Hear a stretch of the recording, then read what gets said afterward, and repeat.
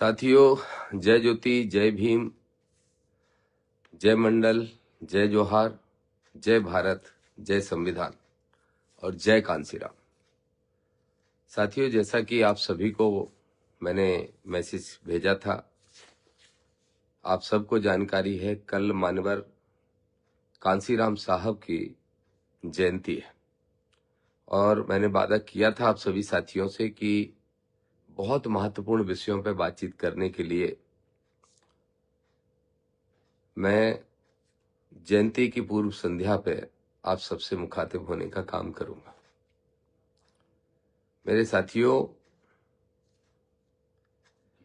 सबसे पहले तो महापुरुषों को मैं प्रणाम करता हूं, सभी महापुरुषों को, और महापुरुषों को प्रणाम करने के साथ साथ मानवर साहब कांसीराम जी, जो कि इस देश के अंदर सिर्फ दलित भाइयों के लिए ही नहीं बल्कि खास तौर पर पिछड़ों के लिए, आदिवासी भाइयों के लिए भी एक तरह से आप कह सकते हैं कि राजनीतिक रूप से लोगों को जागरूक करने वाले सबसे महान पुरुष सामाजिक क्रांति के नेता के रूप में उभर के आए थे, जिन्होंने इस देश के लोगों को ये बताया कि राजनीति वो मास्टर की है जो हर ताले में लग जाती है। जय भीम, जय भीम। हम अपने इन महापुरुषों के सपनों को पूरा नहीं कर सकते, अधूरे कामों को पूरा नहीं कर सकते। हम हर हाल में पूरा करेंगे। और ये पूरा कब होगा? जब मध्य प्रदेश के अंदर कितने विधायक हैं आपको पता है? मध्य प्रदेश की 230 विधानसभा के अंदर संख्या के अनुपात के हिसाब से हमारे 135-32 विधायक होने चाहिए थे, लेकिन विधायक हैं कितने आपको मालूम है? आधे से भी कम, 40-45%, 65 समथिंग 65 के आसपास। क्या कर रहे हो यादव, गुर्जर, दांगी, रावत, कुर्मी, लोधी, पाल, कुशवाहा, केवट, साहू, सेन? क्या कर रहे हो? जरा सोचो। मेरे किरार समाज के लोग, पाटीदार समाज के लोग, खाती समाज के लोग, क्या सिर्फ सरपंच और जिला पंचायत तक बनने के लिए हो, सिर्फ पार्षद बनने के लिए हो? क्या यही आपकी हैसियत है? जब तक राजनीति में कब्जा नहीं करोगे तो इन महापुरुष को श्रद्धांजलि देना भी बंद कर दो, इनको नमन करना भी बंद कर दो। समझ लो फिर आप इनका सम्मान ही नहीं करते। राजनीति में कब्जा करना पड़ेगा और उसके लिए जगना पड़ेगा, और इन दोनों बड़े दल को समझना पड़ेगा कि ये सांपनाथ और नागनाथ ही है। आज संकल्प लेते हैं हम और आप सब साथी मिलके कि 2028 के आने वाले चुनाव में मध्य प्रदेश के अंदर कम से कम पिछड़े वर्ग के 125 से 130 एमएलए बनाने का हम काम करेंगे। अब वो बनेंगे कैसे? हमारी विचारधारा, हमारी पार्टी पूरी ताकत लगाएगी, लेकिन हम जो मूवमेंट खड़ा करेंगे, साहब आंदोलन चलाने का कांसीराम साहब प्रयास करते रहे, और जो आंदोलन चलता था उस आंदोलन से अगर मंडल कमीशन की सिफारिश से लागू हो सकती है तो सोचो ये बीजेपी कांग्रेस भी झुक के क्यों नहीं सभा से टिकट देंगे, हाथ जोड़ के देते फिरेंगे। और नहीं तो हमारा अपना दल तो है ही, हमें तो जरूरत नहीं है। SC ST OBC और माइनॉरिटी के लोग एक साथ खड़े हो जाए और जो मानवतावादी जनरल वर्ग के हैं वो भी हमारे साथ आ जाए, दे हमें हमारा हक जो हमको चाहिए। तो आज मानवर कांसीराम साहब की जयंती की पूर्व संध्या पे दामोदर यादव मंडल ये शपथ लेता है कि मंडल कमीशन की सिफारिशें सारी लागू करवाएंगे। 2 हुई है, 2 सारी सिफारिशें जो पिछड़ों के हित में है वो सारी लागू करवाएंगे, और जो नारे हैं उनको हम अपने व्यवहार में उतारेंगे। मंडल कमीशन की सिफारिशें लागू कराने की भी, और जिसकी जितनी संख्या भारी उसकी उतनी हिस्सेदारी की लड़ाई भी पूरी ताकत से लड़ना है। पर कैसे? हर जगह लड़ना है। इसके लिए अगर वास्तव में तैयार हो, अगर लेना चाहते हो तो देना भी सीखो। और देने का तरीका क्या है? सबसे पहले हम बात करते हैं हमारी नारी शक्ति की। आप ही सोचिए क्या स्थिति है आज नारी शक्ति की? क्या स्थिति है? क्या स्थिति है नारी शक्ति की? क्या हम महिलाओं को 50% भागीदारी देने के लिए तैयार है? हर जगह नौकरियों में, रोजगार में, शिक्षा में, घर में बराबरी का सम्मान देने को तैयार है? तो पहला संकल्प तो दामोदर यादव यही ले रहा है कि इस देश की आधी आबादी जिसको रोज मनुवादी अपमानित करने का काम करते हैं और मनु विधान में उनका अपमान लिखा है, हर इस तरह की किताबों में जिनको हम धार्मिक ग्रंथ कहते हैं उसमें 2M दर्जा दिया गया है। हम उन सब के मंसूबों को असफल करते हुए बाबा साहब के सपने, माता सावित्रीबाई फुले के सपने को पूरा करते हुए हर हाल में महिलाओं को 50% भागीदारी मिले, इसका मूवमेंट चलाने वाले हैं इस मध्य प्रदेश के अंदर। ये बहुत आवश्यक है मेरे भाई, ये हम हर हाल में चलाएंगे। और इसके साथ साथ बहुत सारे मूवमेंटों की आवश्यकता है। लेकिन आज सरकार, देखना आप कल मध्य प्रदेश के मुख्यमंत्री जी और बहुत सारे लोग जो जानते हैं कि मान्यवर साहब के फॉलोवर जागरूक हो गए हैं, तो उनको खुश करने के लिए निश्चित रूप से कल श्रद्धांजलि देने का काम करेंगे, सत्ता में बैठे विपक्ष में बैठे दोनों। तो मेरी एक ही मांग है, मोहन यादव जी, दामोदर यादव, मानवर कांसीराम साहब की जयंती के पूर्व संध्या पे आपसे मांग करता है कि कल घोषणा कर दीजिए मुख्यमंत्री जी, अगर आप वास्तव में बहुजन मूवमेंट को का सम्मान करते हैं और बहुजन मूवमेंट के महानायक मानवर कांसीराम साहब का सम्मान करते हैं, तो आप कल ही घोषणा कर दीजिए कि मानवर साहब कांसीराम जी के बारे में प्राइमरी क्लासेस में पाठ्यक्रम में पढ़ाया जाएगा, कम से कम 2-3 पेज के अंदर बताया जाए उनके जीवन के बारे में बच्चों को कि इस देश के अंदर ऐसे महानायक भी हुए हैं। ये बताने का काम करें मोहन यादव जी। ये दामोदर यादव की पहली मांग है कि मानवर साहब कांसीराम जी को कल श्रद्धांजलि देने के साथ साथ ये घोषणा करें कि प्राइमरी क्लासेस में कांसीराम साहब के बारे में बच्चों को पढ़ाया ही जाएगा।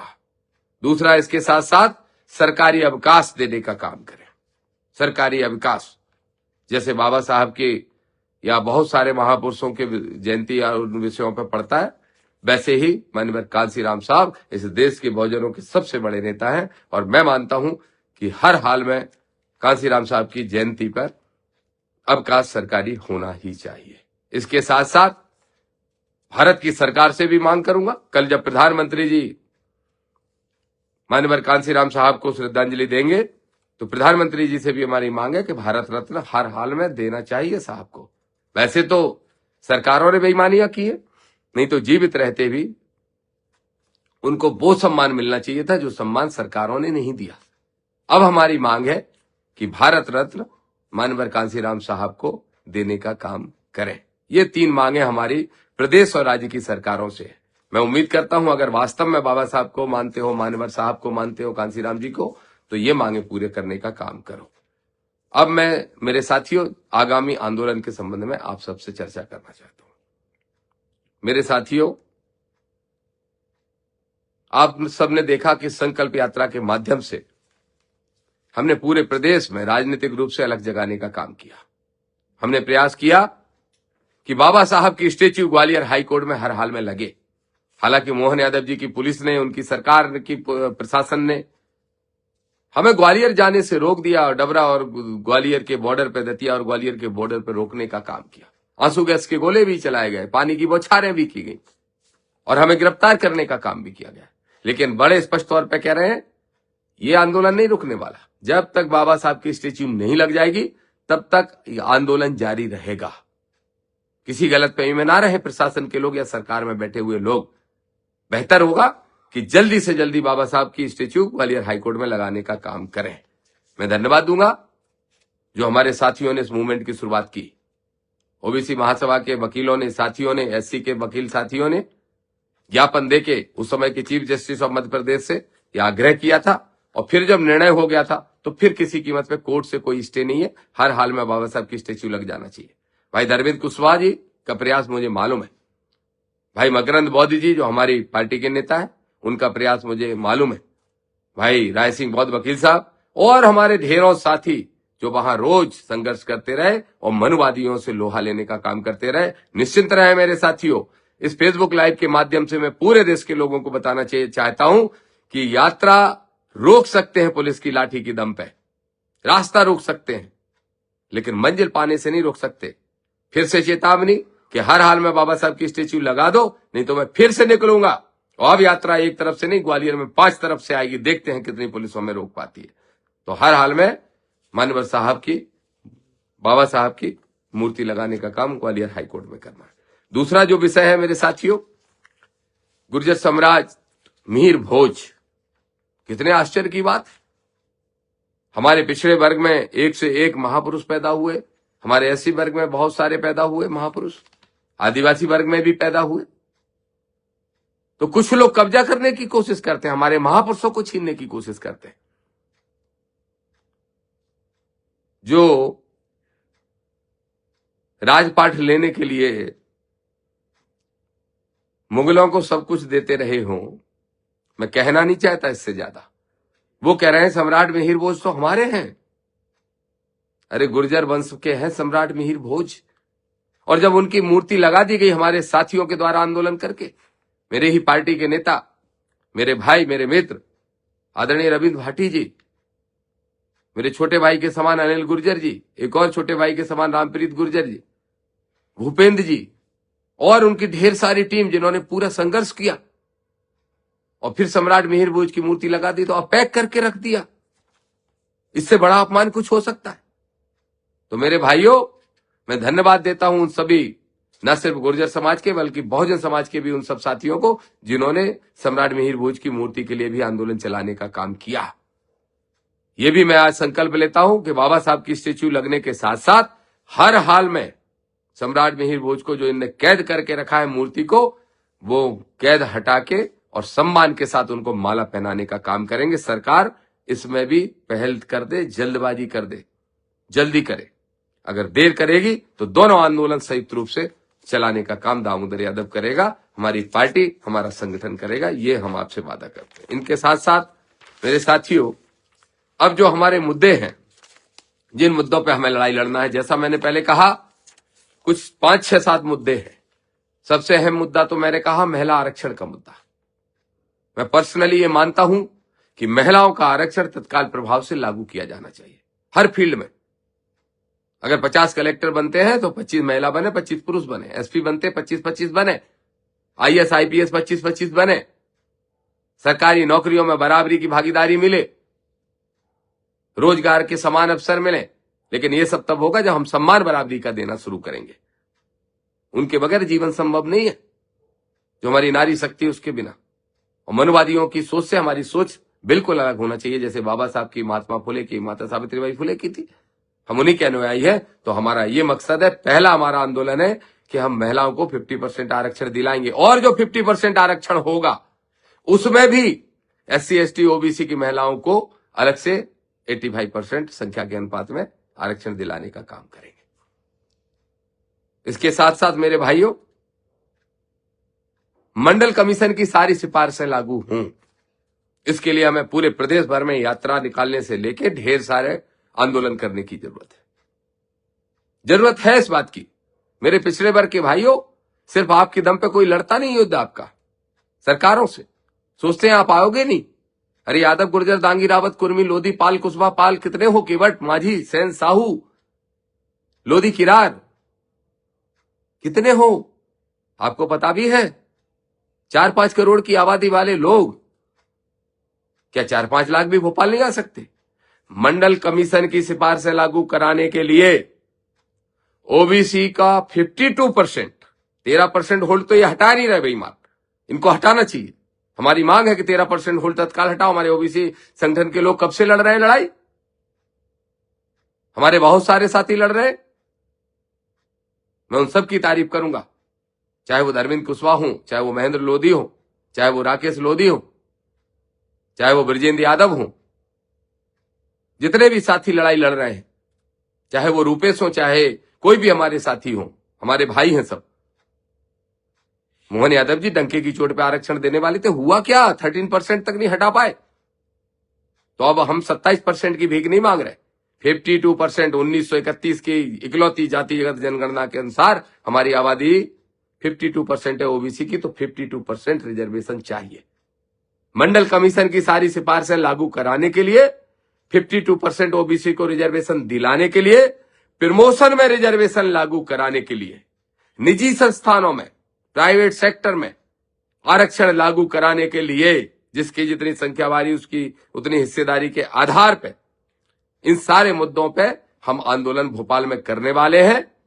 मेरे एससी के भाई तो आएंगे 50%, तुम भी आ जाओ 50%। ओबीसी के लोगों, कब तक सोते रहोगे? कौन सी नींद में सो रहे हो? मैं जानता हूं किस नींद में सो रहे हो, इसीलिए उस नींद से जगाने के लिए मैंने सही जगह प्रहार किया। मैं जानता हूं। मैं आपसे मेरे साथियों यही कहूंगा कि हर हाल में इन सारे मुद्दों पर आज मानवर साहब को अपना साक्षी मानते हुए, मानवर कांसीराम साहब को साक्षी मानते हुए दामोदर ये संकल्प लेता है कि बाबा साहब की स्टेच्यू लगाने की जो कोशिश है वो जारी रहेगी और हर हाल में लगाएगी। सम्राट मिहिर भोज की स्टेच्यू को वहां पे सम्मान इनॉग्रेशन कराने का काम करेंगे। महिला आरक्षण 50%, मंडल कमीशन की सिफारिश है, ओबीसी आरक्षण 52% और इसके साथ साथ प्रमोशन में रिजर्वेशन और प्राइवेट सेक्टर में भी संख्या के अनुपात में भागीदारी दिलाने के लिए बड़ा आंदोलन चलाने वाले हैं। इसकी तारीख अगले 5-6 दिन में मैं घोषित करूंगा। मेरे साथियों, ये किसानों की कटाई हो जाए उसके बाद की कोई तारीख रखते हैं और भोपाल में 5 तरफ से भोपाल की एंट्री होती है। हर सड़क से 10-10, 20-20 हजार लोग आके और 2 लाख लोग यहां बैठ जाओगे तो मेरे भाइयों, सरकार को झुकना पड़ेगा और सरकार को झुका के रहेंगे। हमारे चैनल लाइक, शेयर, सब्सक्राइब देखना मत भूलिएगा। जय भीम, जय भारत, जय संविधान। नमो बुद्धाय। धन्यवाद। चैनल आर्थिक समस्या से गुजर रहा है।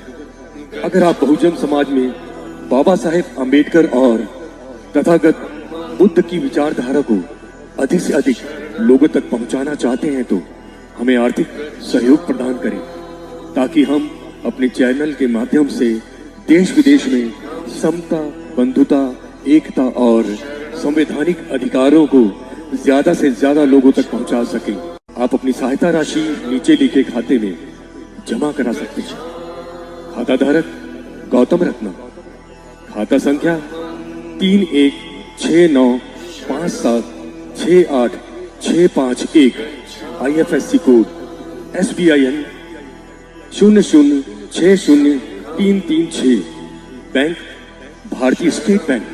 आप हमारे बैंक खाते का विवरण स्क्रीन पर भी देख सकते हैं। मैं गौतम रत्ना गौतम फिल्म्स प्रोडक्शन में आपका स्वागत करता हूं। आप हमारे प्रोडक्शन हाउस के अंदर अपना कैरियर बना सकते हैं as a film director, as a producer and actor and actress and editor and cinematographer also. अगर आपको फिल्म से रिलेटेड कुछ भी प्रोजेक्ट आपको बनवाना है तो हमारे पास में पूरा सेटअप है, जिसमें फिल्म कैमरा है, शूटिंग लाइट्स है और एडिटिंग है। सारा A to Z एक ही जगह पर आपको हमारे यहाँ पर मिल जाएगा। तो दोस्तों, आप हमें कांटेक्ट कर सकते हैं हमारे नंबर्स पर 9810085714। जय भीम, जय भीम।